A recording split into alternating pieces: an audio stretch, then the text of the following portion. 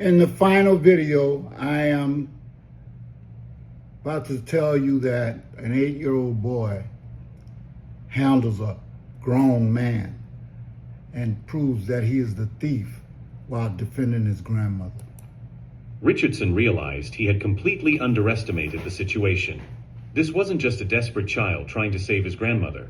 It was a strategic duo that had investigated the case more thoroughly than his own team. "But I have one last piece of evidence," Marcus said, his voice growing more serious. "The most important one of all." He took a sealed envelope from his briefcase. Inside this envelope is proof of who really stole the money from the housing program. Grandma Dorothy and I discovered the truth, but we wanted to give the real culprit a chance to confess first. Marcus looked directly at Richardson. "Doctor, would you like to withdraw the charges against Grandma Dorothy before I open this envelope?" Richardson hesitated. He had built his career on the conviction that he was always right, but now he faced the possibility that he had accused an innocent woman based on prejudice and negligent investigation. For a moment, as Marcus held the sealed envelope in his small hands, everyone in the courtroom felt they were about to witness something extraordinary. But anyone watching closely could see that it wasn't nervousness that made the boy's hands tremble slightly. It was the contained power of someone who was about to rewrite not only his own history, but that of everyone in the room. Richardson hesitated, sweat beginning to form beads on his forehead. I can't drop charges based on blackmail from a child." Marcus calmly opened the envelope and removed a digital recording. "Dr. Richardson, do you remember this phone conversation from September 15th? He pressed play. Richardson's unmistakable voice echoed through the room. "Tony, I need you to speed up this case with the old woman on welfare. It doesn't matter if she's guilty or not.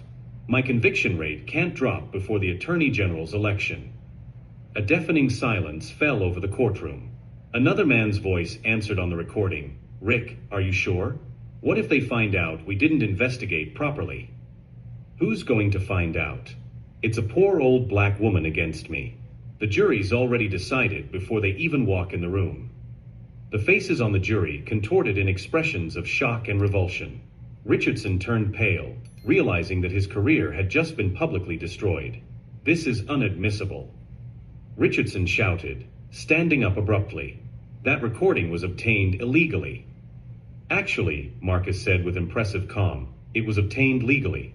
Mrs. Patricia taught me about recording laws. This conversation took place on the public office phone, which has clear notices about recording for transparency purposes." Judge Carter was visibly shaken.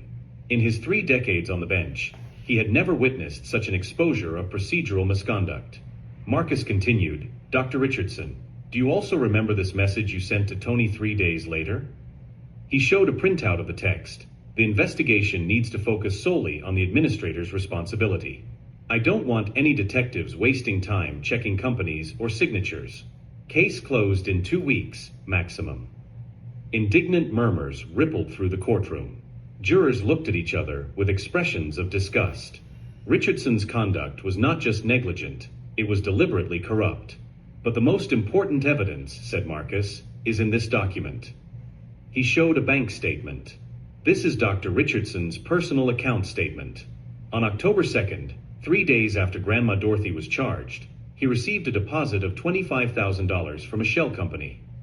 Richardson tried to speak, but his voice came out as a desperate whisper.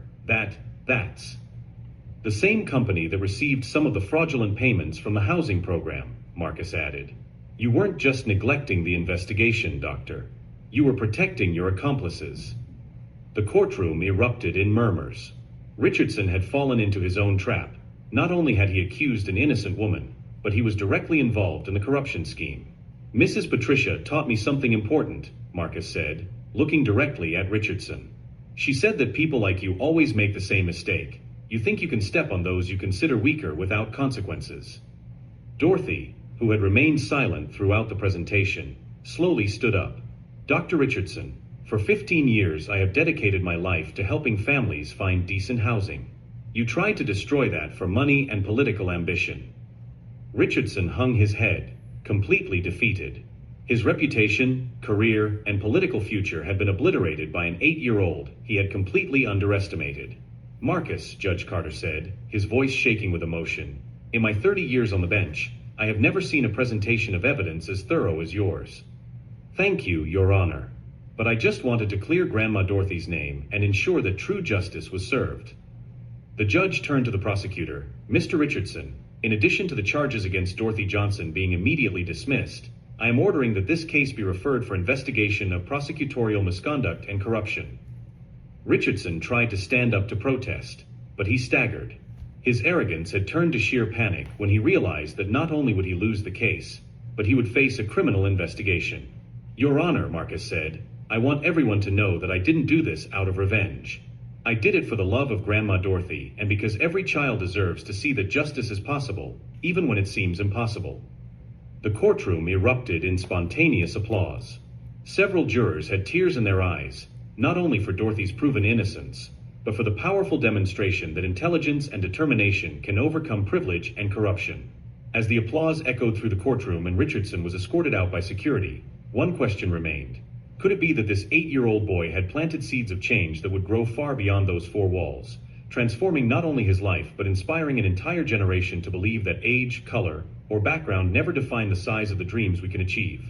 6 months after the trial that changed Brooklyn, Marcus was sitting in the front row of the city's law school, not as a student, but as a guest speaker. At age 9, he had become the most famous civil procedure case study of the past 10 years. True justice, Marcus told an audience of 300 future lawyers, doesn't happen when you defeat someone. It happens when you protect those you love and teach others to do the same.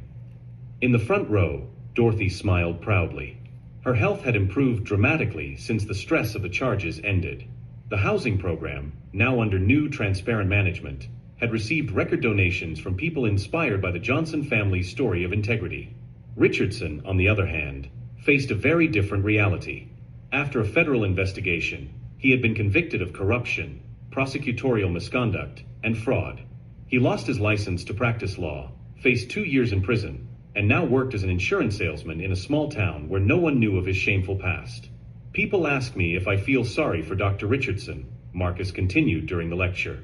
I do feel sorry for him, sorry for someone who had so much privilege and decided to use it to hurt innocent people. Mrs. Patricia, now officially Marcus' mentor through a university program, was in the audience.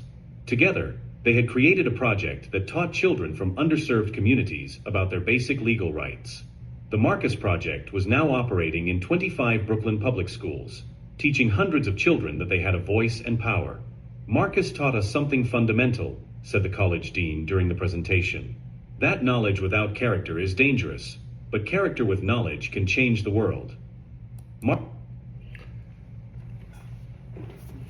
This is the final video in an 8-year-old black boy's legal representation or representing his grandmother.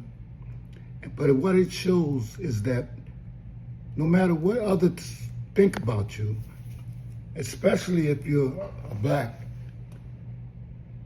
it doesn't mean you don't belong.